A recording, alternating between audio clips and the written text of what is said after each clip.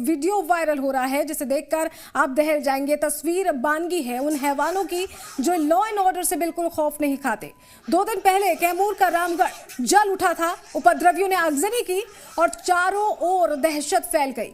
पूरी घटना पर लगाम लगाने के लिए प्रशासन की टीम पहुंची, लेकिन बेखौफ उपद्रवियों पर लगाम लगाना आसान नहीं था। ये तस्वीर देखिए कैसे डीएसपी रघुनाथ सिंह पर हमला किया गया और फिर कैसे बुरी तरह से डीएसपी की पिटाई की गई। एक ने हाथ पकड़ रखा था तो कोई लात मार रहा था, कोई लाठी से पिटाई कर रहा था।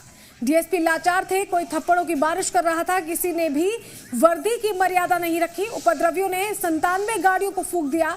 घटना में 13 पुलिसकर्मी घायल हुए हैं। तस्वीरें आप देख रहे हैं किस तरह से कानून को लोगों ने हाथ में लिया।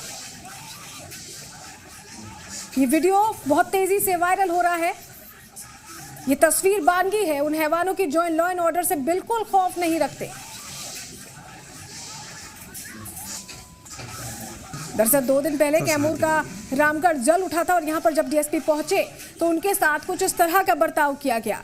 18 जनवरी की भी इसी से जुड़ी हुई तस्वीरें आपको दिखाते हैं कैसे कैमूर के रामगढ़ थाने के बरोड़ा गांव की एक दलित लड़की की हत्या का मामला तूल पकड़ चुका था। आक्रोशित ग्रामीणों ने रामगढ़ थाने में आगजनी की और पथराव किया। प्रदर्शनकारियों ने थाने की कई गाड़ियों को आग के हवाले कर दिया था। झड़प में कई पुलिस के जवान भी घायल हो गए।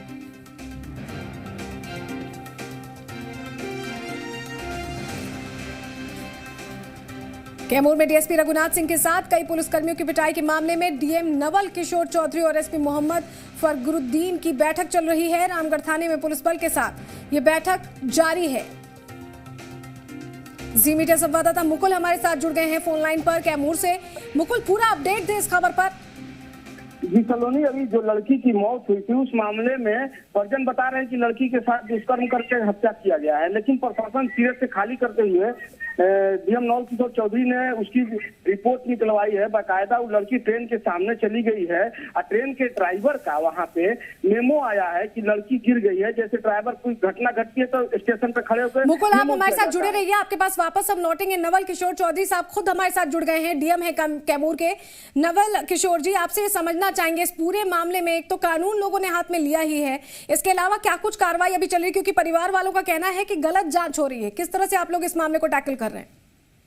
देखिए, अभी तो जांच जारी है, तो जांच जब तक पूरी नहीं हो तब तक ये कहना कि गलत जांच हो रही है उचित नहीं होगा। जांच जारी है, जिसपे के ऊपर आरोप लगाया गया है परिवार वालों के द्वारा, उसकी खोज भी कर रहे हैं, इन्वेस्टिगेशन भी है, कॉल डिटेल से लेकर के सारी जानकारियां इकट्ठा की जा रही है।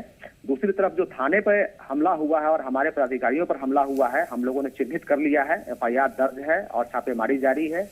अभी तक कुल 3 लोगों की गिरफ्तारी हो चुकी है और छापेमारी जारी है। जल्द से जल्द ही हम लोग जो लोग भी कल्प्रिट हैं उनको पकड़ लिए, उनको गिरफ्तार किया जाएगा और उनके ऊपर अग्रतर कार्रवाई की जाएगी।